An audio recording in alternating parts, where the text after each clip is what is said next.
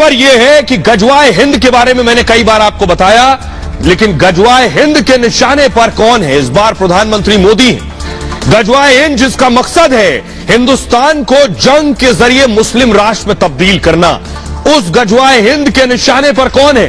PM Modi हैं। कैसे, आखिर क्या साजिश है? सोर्सेस से जानकारी मिल रही है, कैसे आतंकियों ने बताया है साजिश का हिस्सा है कि भारत के वजीर को 2024 में सीरिया तक लेकर जाना है।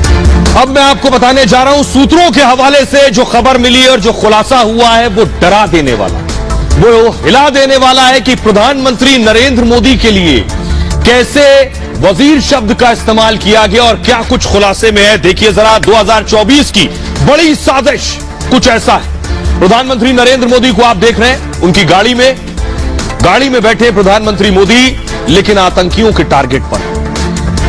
आपको बताऊं, आतंकी ताहिर कौन है, तस्वीर दिखाऊंगा। ताहिर ने जो खुलासा किया है वो हिला देने वाला।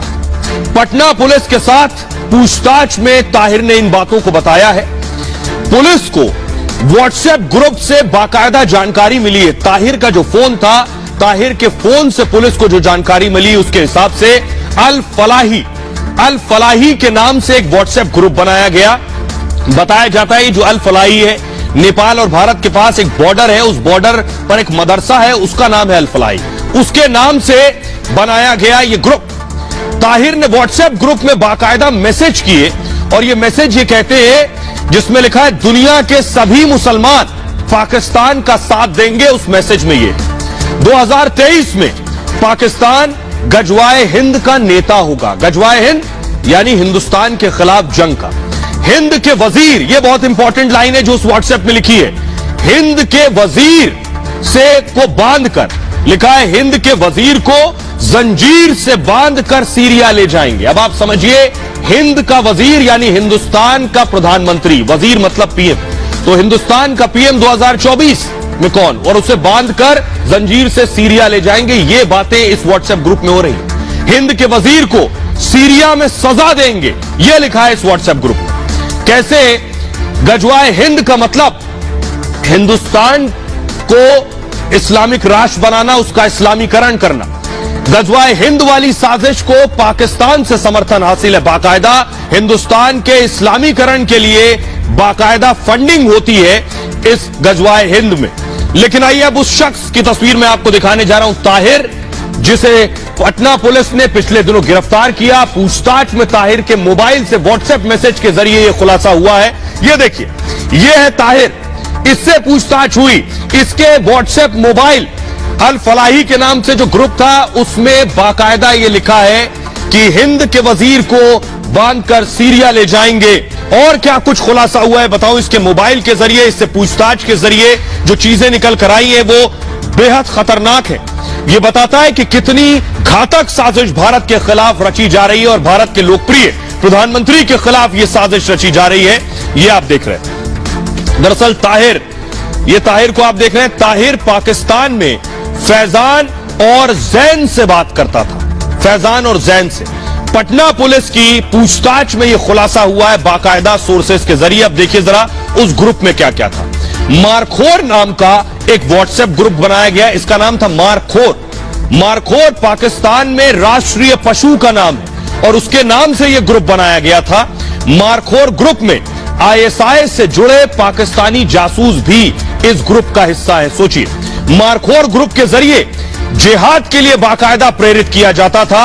लोन वुल्फ अटैक के लिए लोगों को तैयार करते थे कि लोगों को गजवाए हिंद की विचारधारा से जोड़ने की कोशिश की जाती थी।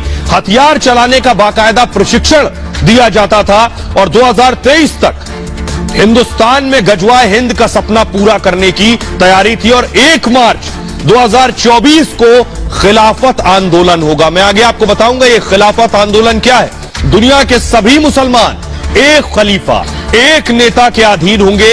ये इस बड़ी साजिश का हिस्सा है। आइए, सिर्फ अकेले सिर्फ ताहिर नहीं है, एक और दूसरा चेहरा है जो बिहार से ही गिरफ्तार किया गया। पीएफआई का लीडर, पीएफआई से कनेक्शन था, वो भी कुछ इसी तरह की साजिश कर रहा था। यह है ताहिर के अलावा यह है अतर परवेज। अतर परवेज है। अतर परवेज ने भी चौंकाने वाले खुलासे किए हैं। पीएफआई की साजिश क्या है भारत के खिलाफ, और अतर से पूछताछ में क्या कुछ निकल कर आया है।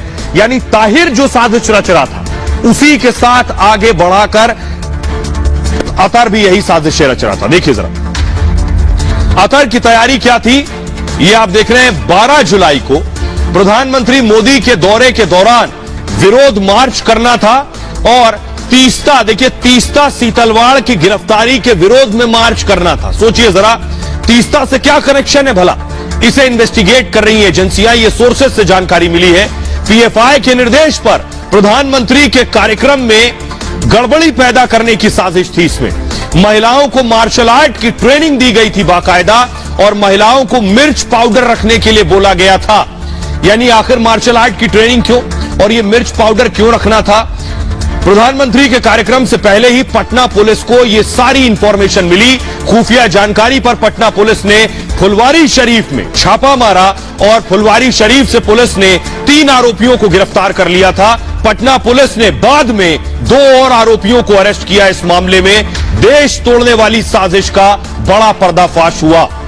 लेकिन इस साजिश के बाद अब मैं आपको बताता हूं, 2 शब्द आपने सुने, गजवाए हिंद और एक खिलाफत।